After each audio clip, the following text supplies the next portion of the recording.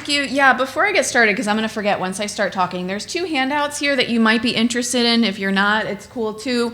One of them is just a 1-pager about the SHAPE system, which I'll touch on a little bit in this talk, but not in depth. The other one is about the Great Lakes Mental Health Technology Transfer Center that's funded by the Substance Abuse and Mental Health Services Administration.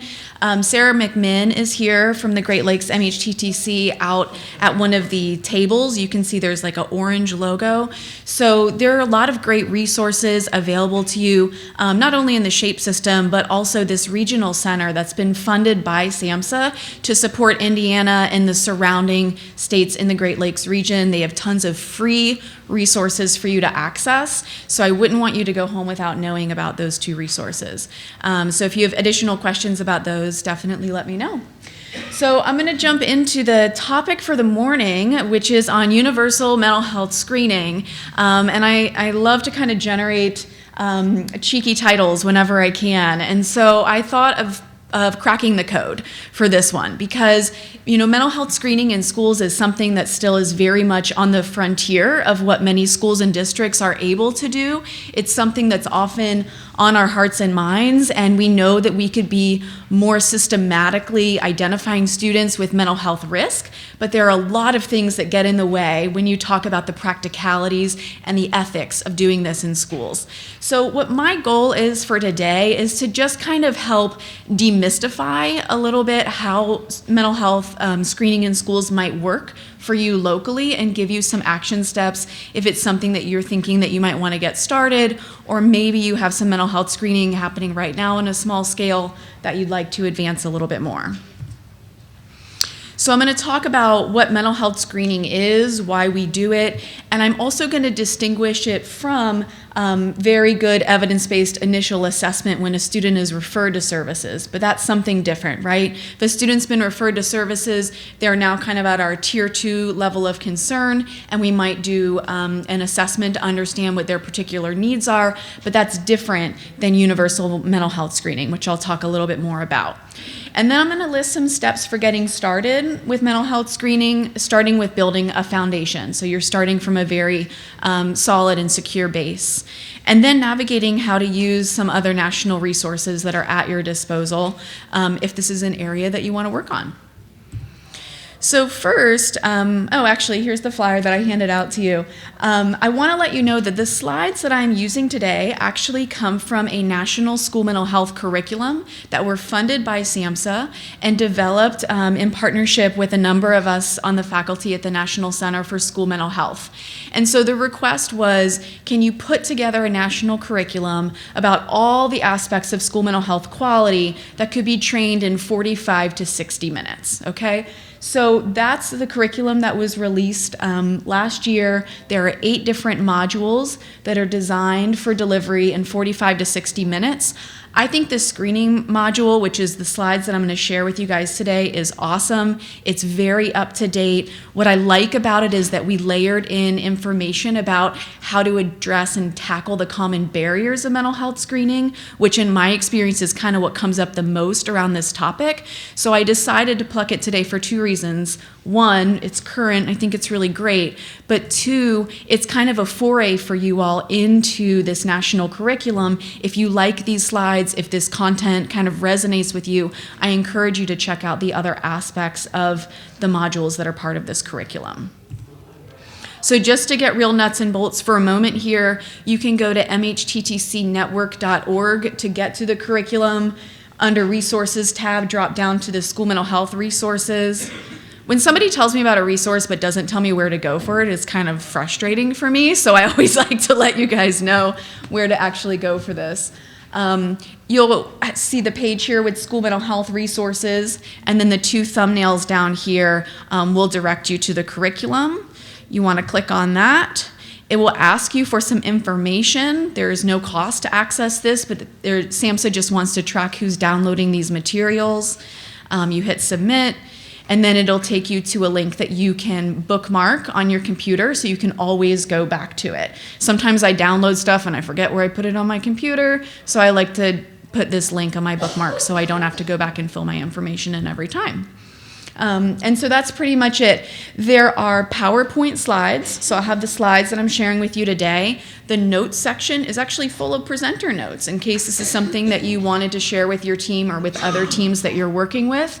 There's also PDF versions. There's recorded virtual learning sessions where this material has been taught, and you can download tons of resources for all of this. So it's just a great resource to know about for school mental health. Okay, so going into screening, so this is module 4 of the 8 aspects of the curriculum. And you'll always see SAMHSA's disclaimers and public notice information at the beginning of these slides. So this is the content that's contained. First, we're going to talk about the definition, purpose, and importance of screening, some action steps, barriers and strategies. We're going to talk about surveillance screening as an option, which is like anonymous aggregate data that gives you a sense of how students are doing in terms of mental health, which can be really helpful sometimes. And then there's examples layered throughout all these curriculum modules. Okay, and I'm going to ask you guys to raise your hand on a couple things and share a couple things about how screening may or may not be happening for you locally. So just a heads up that I would like it to be interactive. Please interrupt me throughout. I'm kind of a fast talker. I lived in Maryland for 11 years before I moved back to Connecticut, and I feel like my fast talking is sped up since I've gone back to the Northeast. So if you need me to slow down or if you just need me to stop and answer a question, please let me know. So school mental health screening.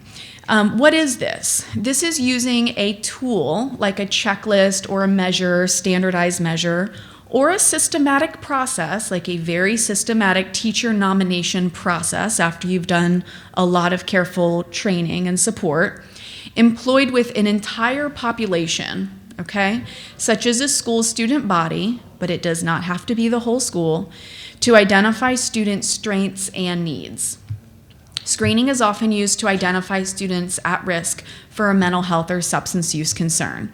So a couple things about this definition. As I mentioned, it could be a tool or a process. So you could use a standardized checklist that is a student self-report. Could also be a parent report for their younger child. Sometimes people use teacher reports of measures. Or it could be a process, like I mentioned, teacher nomination, where you train a subset of teachers on identifying signs and symptoms of a mental health concern, and then you have a systematic way for them to identify, 5 boys and 5 girls for whom they may be concerned could need some additional supports. We often recommend to not start with your entire student body. I'm going to reiterate this point throughout about starting very, very small and then smaller than you think you need to with screening to make sure that you're building something stable and sustainable. The idea here is that you're trying to understand who may be at risk or might need additional supports in the absence of any other known risk factors, right? Here's the whole point. We are looking at a group of students, and we know that our referral systems and processes are probably missing some students who could benefit from supports, right? The most common example I think of is our students who tend to be a little internalizing, right? We know in schools we're more likely to miss those kinds of issues because they're not showing their behavior and their distress outward. So in the absence of knowing any risk factors for the students in this group that we're concerned about, we want to figure out who might benefit from additional supports, right? So that's why I say it's different than when you're working with students who are already referred for services and you're doing some sort of assessment process with them, right? Somebody's already flagged that this kiddo's at risk and might need something more. So you could start, for example, with a classroom with a grade level, right? Or even smaller than that. But the idea is that you're doing some sort of tool or process in the absence of known risk factors to screen in students who may need additional supports, okay? It's often about mental health risk or substance use, but as I'll talk about, a great way to dip your toe into the water is actually to screen for strengths, and there's some good examples of that happening in the field. Kind of helps you test out your processes and procedures and have kind of a different spin on what it is that you're looking to understand. Okay. Why screen? There's so many reasons why it could be useful to do mental health screening. One is just to promote a comprehensive school mental health system where you have this multi-tiered system of supports. Often schools and districts feel overwhelmed with the number of mental health concerns that are presented, and so you feel very top heavy on kind of the tier 2 and tier 3. Screening is part of our whole comprehensive system, making sure we're understanding how many of our students need additional supports beyond what's provided at that tier 1 level. And sometimes that can even help us redesign what tier 1 looks like or redesign what tier 2 looks like, right? So it's part of a more comprehensive, multi-tiered system of support. It's also important to inform prevention and early intervention strategies, as I mentioned. So those are strategies at tier 1 and tier 2 that often support a large number of our student body, right? So if we uncover that there is something that's happening, that most students are experiencing, it can really inform how we deliver and design tier 1 and tier 2. It also can identify concerns that might be specific to grade levels, classrooms, or even educators. Those of us who have worked in schools before, sometimes it's like there's some really difficult girl drama going on in 4th grade right now, right? Or there's, anxiety happening at the 6th grade level right around that transition from 5th to 6th where they're changing classes that seems to be a big concern, more so than we see at other grades. Or there may be certain classrooms that seem to be hot spots. For whatever reason, there's a constellation of students in there or a student-teacher interaction thing that's happening where we've got certain classrooms where there's more concern.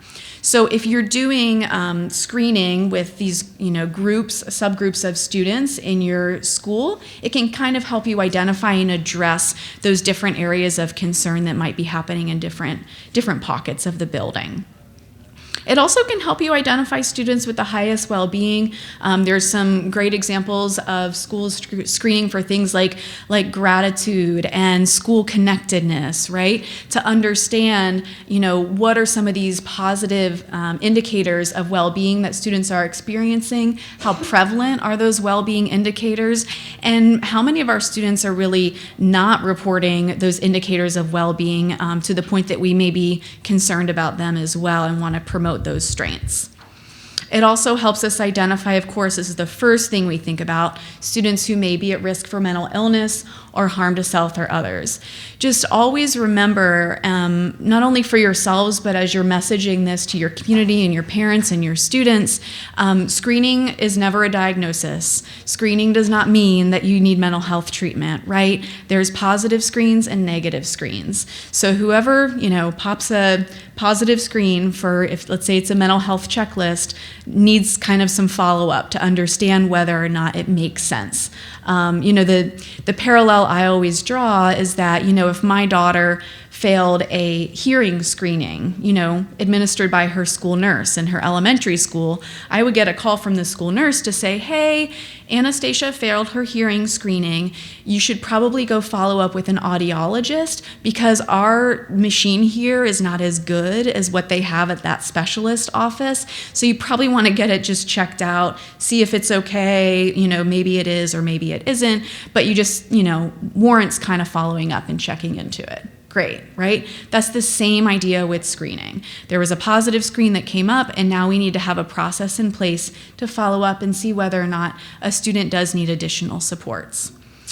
Of course, it improves access to mental health supports, and this is also a reason why we want to start small so that we don't overwhelm our mental health supports in our service system with tons of mental health need. So that's another benefit of scaling up slowly.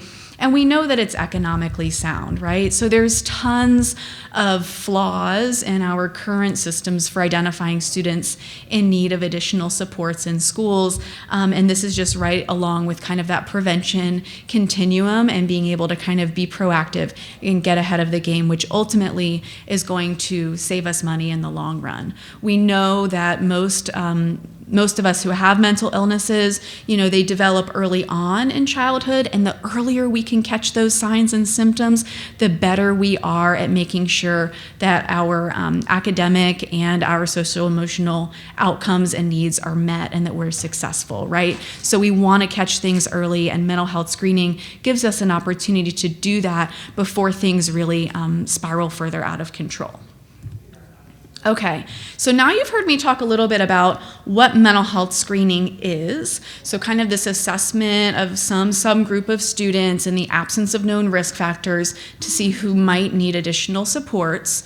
So within that definition, how many of you in the room are in a school or district that's doing any sort of mental health screening right now?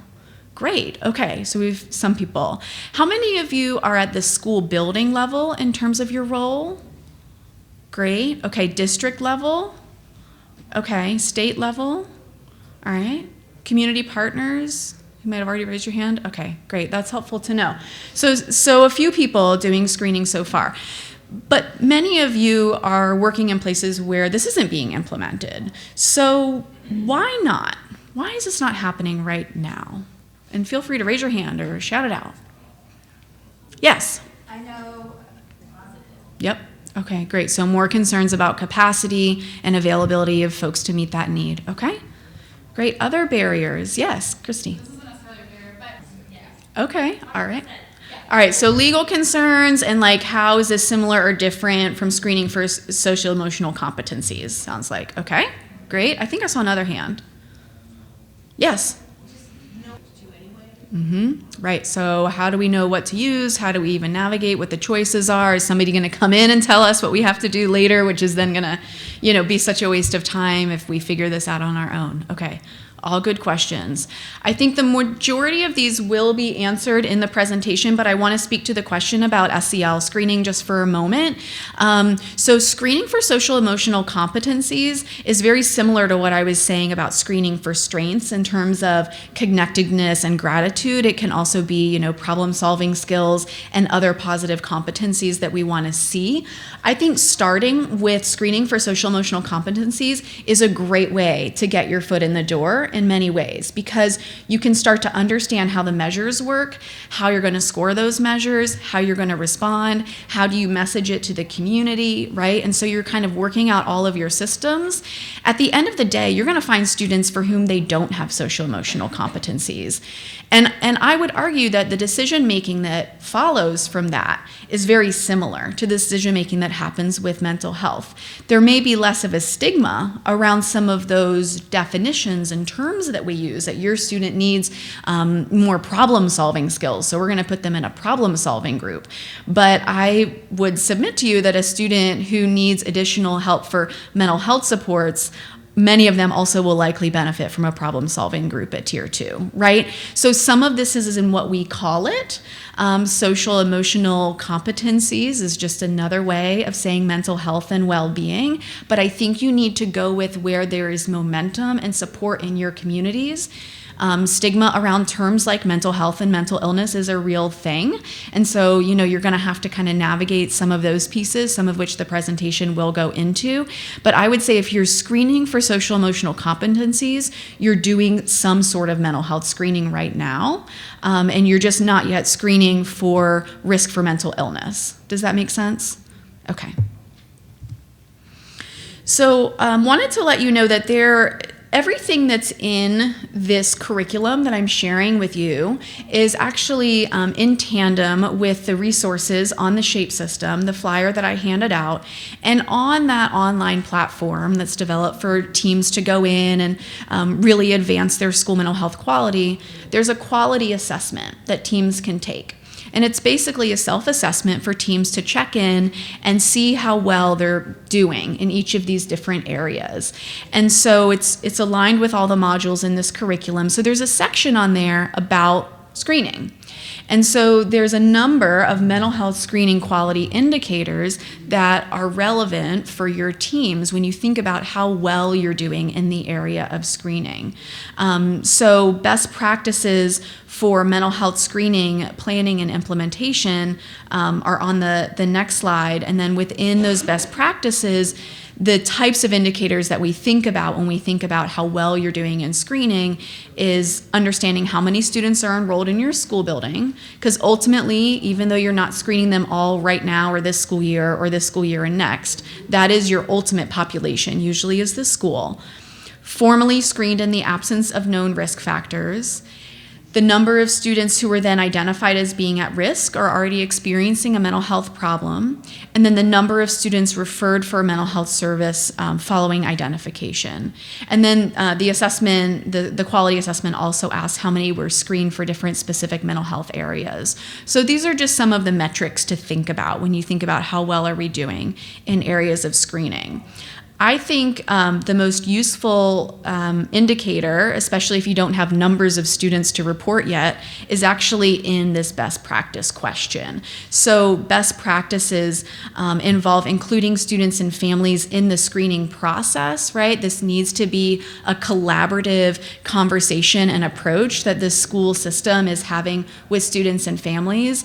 Student and family voice is important in everything we do in education and mental health, and screening is no exception, right? So there's a lot of opportunities to involve your PTO or family members or students in the development of your process, the development of your communication tools in particular, how you're letting people know that you're testing this out or you're implementing this, getting feedback on how to send those communications, where, how to phrase those things, terms to use, terms not to use, and all the way through kind of the whole process.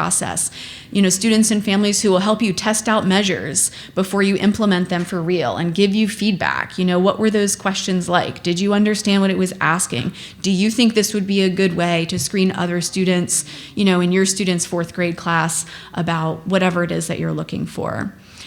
Using a selection process for a screening tool is really important. I'll talk about selection processes in a moment. There's a lot of things on everybody's checklist usually for what they want out of a screening tool or process, and it's very unique to where you are. You want to share information about screening in multiple formats. So again, kind of when you're getting the information out there, making sure that it's posters, it's emails, I can't tell you how many letters home I've missed in my child's backpack. I don't know if anyone else has experienced that. Like, the struggle is real, right? So if I get an email about it and it comes home in the backpack and it's posted somewhere at my child's school, you have like a 60% chance of getting my attention, and I'm just being really honest, right? Like, I'm a busy parent. So, thinking about that as we understand what's happening in parents' lives and how many things the school is asking them to attend to at one time, you always want to share this in multiple formats. Inform students and families about screening procedures, always. Rolling out initial screening efforts gradually. I'll talk about that throughout. You have to respond to risk of harm to self and others immediately. This is another really important reason why you want to start small. Let's say you start with the depression screener, and a lot of folks start with like a PHQ-9, which is a pediatric health questionnaire. It's 9 items, especially schools or districts that are really worried about missing students who are thinking about hurting themselves, right? There's no problem with starting with the depression screener. Just do it small and make sure that you can check those assessments and respond in the same day to anyone who checks. I don't know if it's like question 4 or something about, suicidal thoughts or something. So you have to be able to respond to what is being put on those forms if you're doing a self-report form. Have a process to assess screening results, to triage students to appropriate services. And that's where, again, you want to be testing this out gradually, because you don't want to get a bunch of positive screens back and then, all of your mental health providers don't like you anymore because you're sending them tons of referrals. And this is just a mini laundry list of the types of things that you could screen for. These are team decisions that should be informed by students and families, as it makes sense. It's up to you all in your local areas to figure out what to screen for and when and why. So nobody can tell you what you should be screening for in your schools, but you need to figure out as a team, where is it that you would want to start, and have some rationale for that. So you definitely want to start small, and we have seen districts and schools who are doing this starting at the very, very beginning gain some really sustainable traction when they start very, very small. Even from, we've identified 3 potential screeners to use. we really have no idea which one is going to work. And so we're going to give it out to, 2 students each and hear what their feedback is on it. And then starting with doing screening in one classroom, in one grade, or bringing the consent form into one PTO meeting and letting them tear it to shreds, right? So you're really kind of gradually building this with an approach of curiosity, and trying to kind of learn from how this might go as you're slowly scaling it up. So in this way, you're going to get into less sticky issues where, you feel like you're building the plane while you're flying it, and that does not feel good when you're dealing with mental health screeners, right? So don't be shy to kind of start small and grow incrementally and kind of learn and adjust. You'll also gain momentum this way because more people will sort of gradually, come on board, and as they're involved in the process, you can, have a little bit more of a snowball effect. So in terms of chronicity, in terms of how you would move forward with actually starting mental health screening, these are the 6 steps that I'm going to go through. And it starts with building a foundation. And so if, sounds like something that you don't yet have for screening, don't go test out screeners right before you build a foundation. So let's start here. The first step is you need to assemble a team. It should be this kind of planned and implemented team where you're going to work collaboratively on this. And you can start with, maybe 3 or 4 people. Maybe it needs to be bigger. I would not delay meeting because you think your team isn't big enough or doesn't have the right people on it. Just start with a few people who care about this and start having some conversations. Ultimately, you are going to need leadership support, school administrator support, district support potentially, but you want to make sure that, that there's support within your school building for doing this. There may not yet be support in your community or among parents, and so maybe that's the first place you start. So you have to just kind of figure that out as you go. But you need to start with a team, and then you need to gather input from several groups so you kind of understand what it is that you're dealing with. So you could do this through focus groups, parent or staff meetings. You could even get feedback cards. You want to know what people think about this idea. So, the first meeting of your team could be, why do we want to do mental health screening? What do we think? What kind of message is going to resonate with people about why this would be important? And then, send out feedback cards or have some conversations with people to understand, how does this idea sound to others, basically. And you've got to ultimately fit this into other things happening in your school, right? Or your district. So this can't feel like an add-on. There has to be something within the structures of your multi-tiered system and support that screening could plug into and help make better. It could improve access to something that is underutilized, or it could, identify some students earlier on that are missing, or maybe there's just concern about mental health being on the rise and your community feels like, you're missing it or something. I mean, it has to kind of fit in to what's happening in your multi-tiered system of support and what people care about locally. And you want to consider how students are right now being identified for mental health services and supports. If you think there's something faulty happening there, this can also build a good justification for doing something more systematic. Sometimes there can be questions around equity, right? So who's being referred for mental health services and why and by whom? And does that feel equitable? Do we think that we're actually, identifying students who are in most need? And could we kind of, make our scope in terms of who's being identified a little bit more equitable? And that could be across a number of different characteristics and subgroups. My favorite example of this, it has cultural considerations here, but my favorite example is from Emporia, Kansas. It was a really small district that started with mental health screening, and what they noticed is that in a school they were working in, their proportion of Latino students and families was much higher than the proportion of students that they saw being served in their mental health services. When they were finally able to understand the number of students served by Tier 2 and Tier 3, and then they finally were able able to disaggregate that by racial and ethnic minority status, they said, whoa, there's a big gap here. Either our Latino families are not interested in services or not getting to services, or we're doing something totally wrong because we've got to be missing some need here. And so by doing a more systematic screening process, after involving a number of students and families attending, part of that school community who are Latino, to understand, how can we support you connect to these services more so when they're needed? How can we find, forms and messages and things that feel really authentic to your understanding of what might be going on with your young person? How can we message our services differently?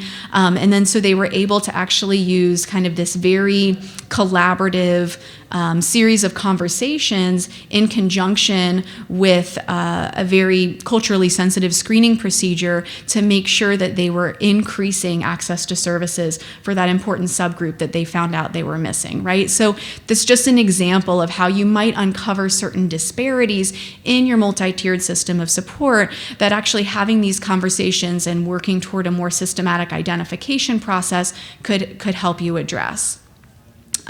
So there's just so many cultural considerations when you're building a foundation. This is going to be completely idiosyncratic to your community, but you want to make sure you're attending to complex stress related to poverty, immigration, language barriers, how that plays into how you message screening and why, the screening tools you use, and how you follow up.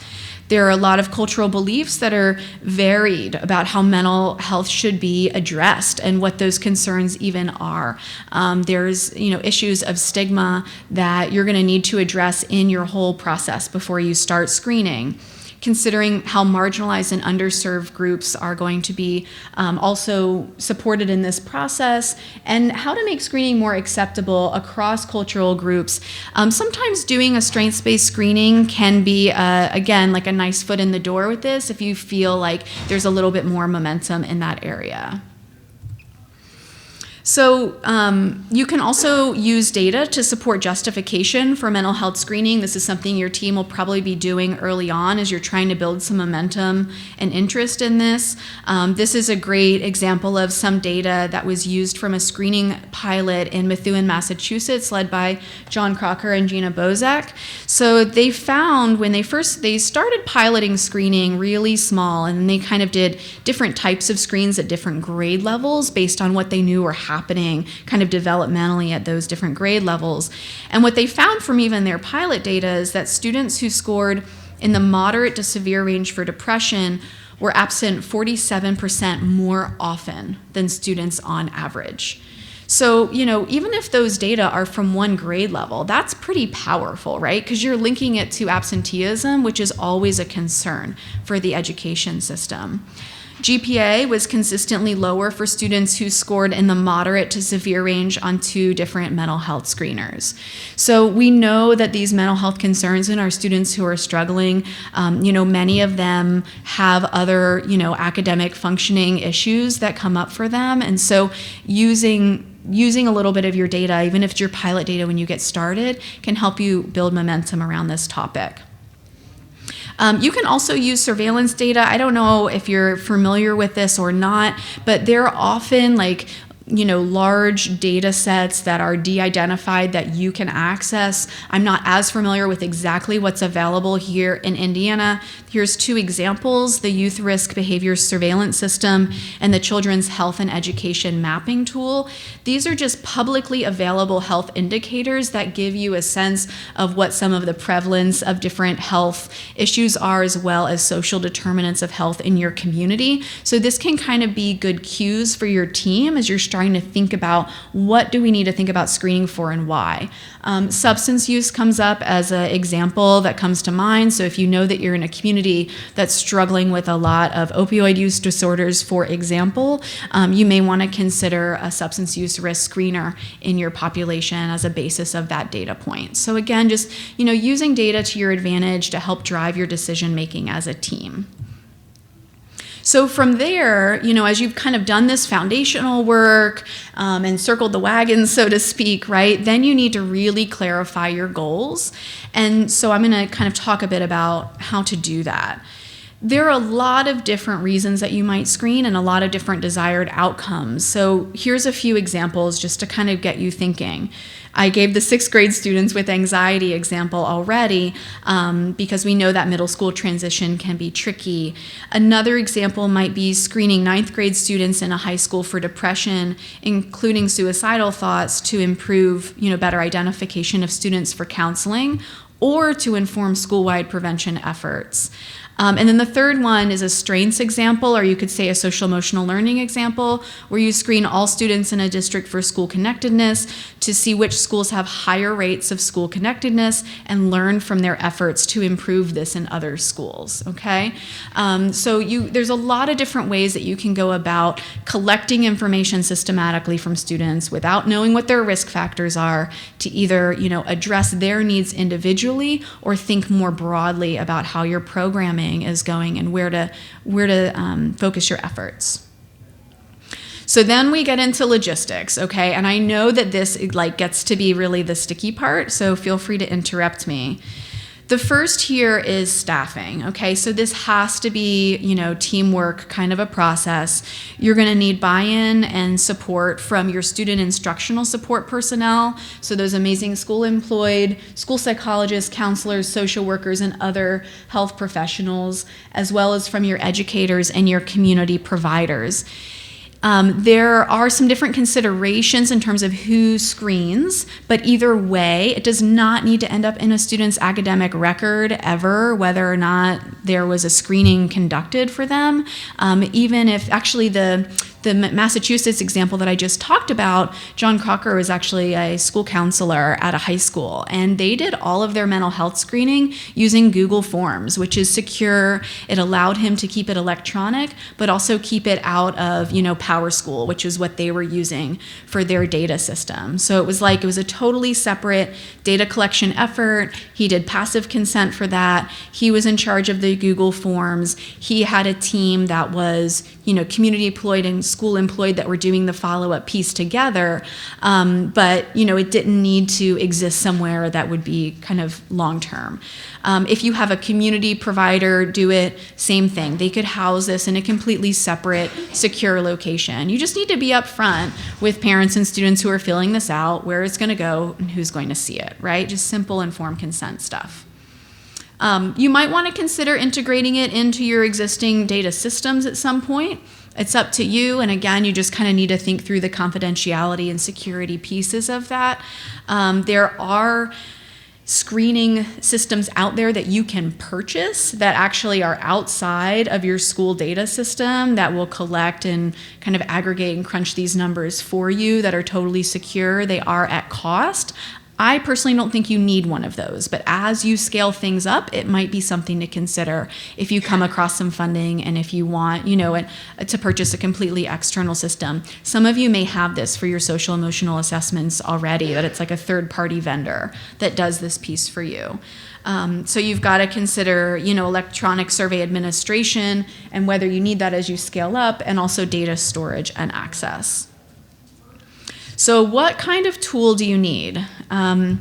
This always reminds me of House Hunters. I'm kind of a HGTV fan, right? So you can have the location, or the price range, or that beautiful master suite, but you probably can't have all of them. And in my experience, just consulting with teams who are looking for a tool, what we do often is we create a wish list of everything that you would wish a perfect tool to be, and then we start prioritizing from there. What are your have to have criteria, and then what other things can you let go? The measures out there that are available to us are not perfect, and in some cases they don't meet the needs, all the needs of the field. So you're gonna have to find one that's the best fit kind of for your school at that time, and that's why I underscore really pilot testing these things before you scale them up. But some things you've probably already thought about is psychometric strength. So is it reliable? Is it valid? Is it evidence-based? You'll probably never know whether it's evidence-based with your particular population of students. So again, you want to test it locally to understand how evidence-based and valid it is there. I know that after searching for a screening tool for partners I worked with in Baltimore City, they wanted to know how many of these tools have been tested with African American youth experiencing poverty living in an urban community. And I was like, I don't know how I'm going to find you one of those tools, but there's some information that you can look at into the norms and understanding, has this really been tested with a wider sample of students that, could generalize to this population. But ultimately, they needed to see if it worked, kind of in their local area. If you've got friends at other schools or other districts that are using measures that they like and their student population is kind of similar to yours, that's really important local knowledge and a source of evidence to pay attention to. You always want to think about cost. If it's free or low cost, that usually fits the budget of schools. You may have funding for something more expensive that's going to get you better psychometrics, for example. You always want to think about how long it's going to take to administer and score. Does it come with training and technical support for us? And most importantly, does it screen for what we want to know? Because if there's a whole bunch of questions on there that you're not going to do anything with, that's probably not going to be as helpful for you, right? So as you're clarifying your goals, what you're screening for, what age range, what languages you need it in, those sorts of things, it's got to fit the bill. This is a great resource to know about on the SHAPE system. How many of you know about the SHAPE system, or maybe you're logged in? Okay, so if you haven't, I encourage you to go to the shapesystem.com. It's the flyer that I handed out to you guys. Create an account. You can create it as an individual, as a school, as a district. There's a lot of great free resources for school mental health on there. One of them is a screening and assessment library where you can actually search for free tools. You can search for, the age range of the student you want it to be for, what the presenting concern is, and you can, I know it's a little hard to see up here, but on the left is kind of what it looks like to search the registry. And on the right-hand side, it shows you what it pulls up, which is a 2-pager that describes the tool, links directly to the measure, and gives you information on scoring. So there's about 60 or so measures right now in the Screening and Assessment Library. All of them have been reviewed, coded, and vetted through the National Center for School Mental Health, and we're constantly adding new measures. So if you're looking for a standardized measure or tool that's free or low cost, I encourage you to check out that resource. So consent and assent, this comes up a whole lot. So you have to think about the pros and cons of active versus passive or opt-out consent, okay? So active consent is what it sounds like. The student can only participate in mental health screening if a parent or guardian signs off that they allow it, okay? That's great because it makes us feel like consent is more informed. Your active or your passive or opt-out consent can be just as informed. Just because someone signs a permission slip and sends it back to school doesn't mean you've necessarily had a fully informed process. But at least you know that they took a quick look at the very least of the paper, signed it, and sent it back. It's often in line with district protocol in terms of kind of legal procedures. We tend to like this because it makes us feel a lot safer. And it may establish more trust between schools and families because you're not going off and doing some screening without them saying it's okay. Here is the limitation, okay? And I think this is really important to pay attention to. It's been associated with participation of fewer minority students, more students from two-parent households with better grades, students who participate in more extracurriculars, and more female students. So we're missing tons of kids when we do the active consent process. And in fact, we may be missing the exact subgroups that we know our referral processes are missing anyway, okay? So active consent makes us feel safer as professionals. It makes the school feel safer from a legislation standpoint, but we may be missing the mark with an active consent process, okay? Not to say you shouldn't do it or start there. If that's where your comfort zone is and that's the only way your PTO is going to put their stamp on it or whatever, do active consent. But please know that there are limitations with that approach. And passive and opt-out consent works great. And I think that you shouldn't be afraid to try it out and get feedback on the process throughout. So this is where a parent or guardian's non-response serves as their consent to their student's participation in screening. It does allow for the best chance to reach the largest number of students. And then when you go to follow up, however, student screens positive, at that point, we are making a phone call to the parent like I described when my nurse, called me and said my student failed our hearing test, right? Then you're having a conversation and saying, hey, your student took this screening. This is what came up. This may or may not indicate that they need additional supports. What would you like to do next? Here's some options, right? So if you're going to do more assessment after that point or refer them to somebody or put them in a group or service, then that's going to involve some kind of active consent, right? Where they're saying, yes, please, help my student in this way.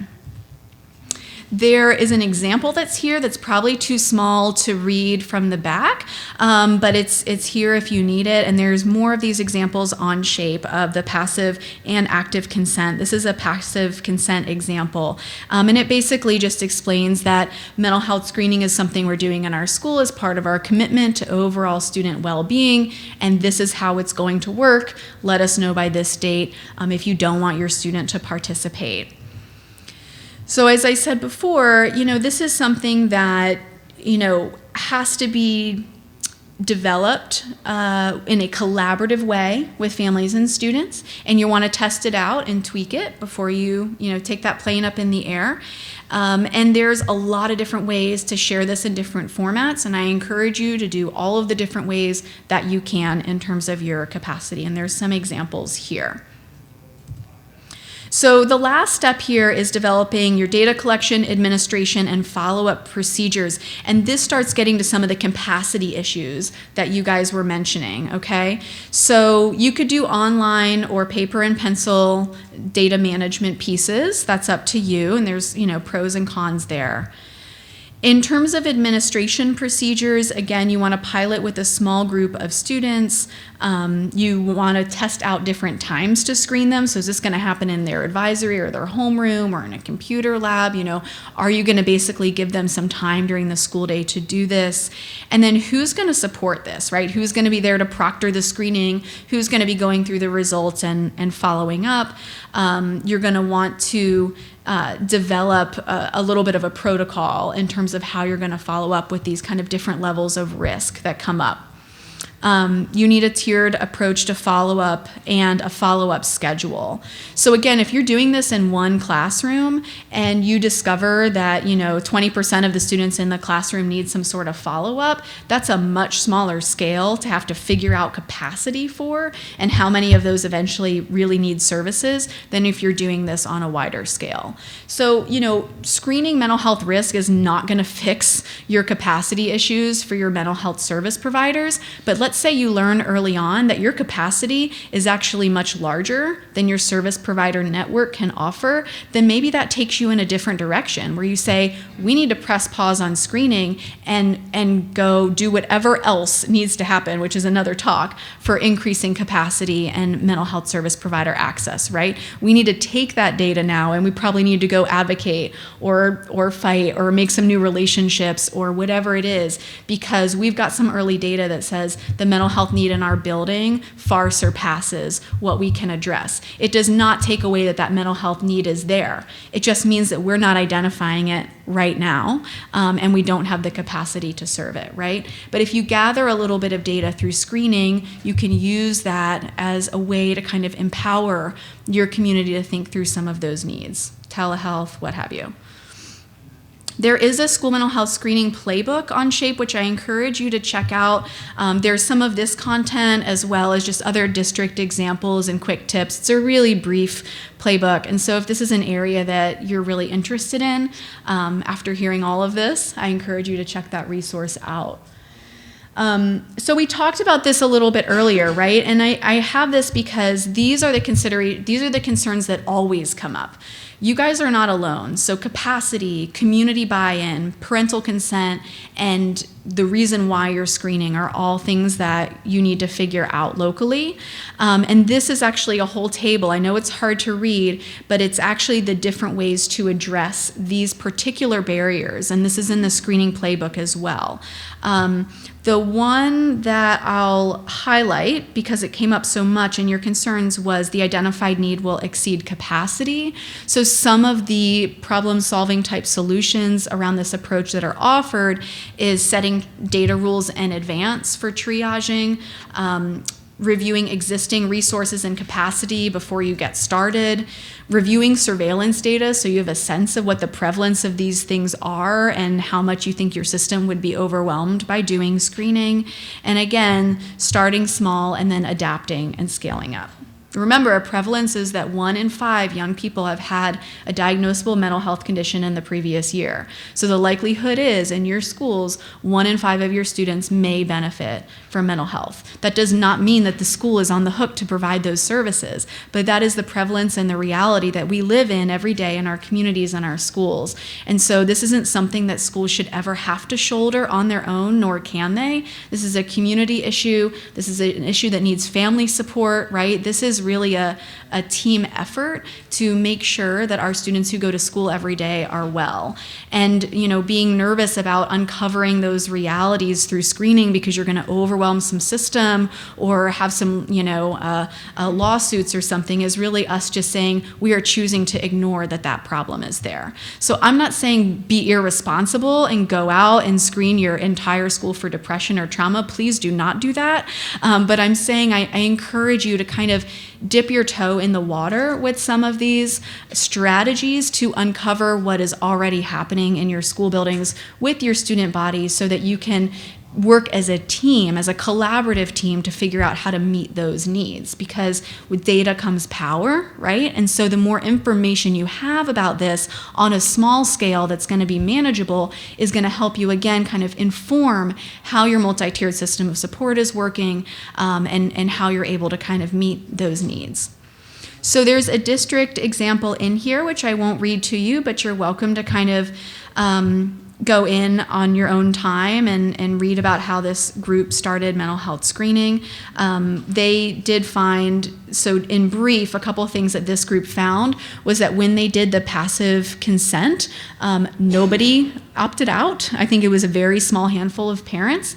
And they've been screening now for, I believe, 5 or 6 school years, and there's been no litigation or anything of that nature.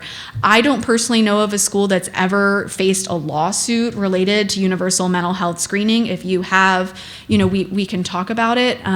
But again, anything you do in schools that is pertaining to students' health or mental health or well-being needs to be an informed consent process. So if you're building this foundation that's collaborative and you're getting the word out in all these different ways, you're then kind of generating the buy-in and support you need where it doesn't feel like any of this is happening to the community or to the student or to the families without them knowing about it. And so this is just a slide at the end of all the curriculums, which is about strategic planning. And so the goal at the end, is for you to always kind of think about where is it that you would need to start. And I think for the purposes of screening would really be around those steps. And if you're at the building the foundation phase, I would encourage you to start there and just get really curious with people who are interested in this topic. If you have a good team that's already been talking about this, it might be time to clarify some goals or start testing out some screeners. And if you feel like things have moved forward without maybe that family or student input or other aspects that I talked about, you can always take a step back and kind of revise the way that you're approaching this. So I believe we have about 4 minutes or so for questions. My contact information is here. You're welcome to contact me via email at any point. I love hearing from you guys. I love the chance to come to Indiana and talk with you here. So now I just welcome any comments or questions that you have.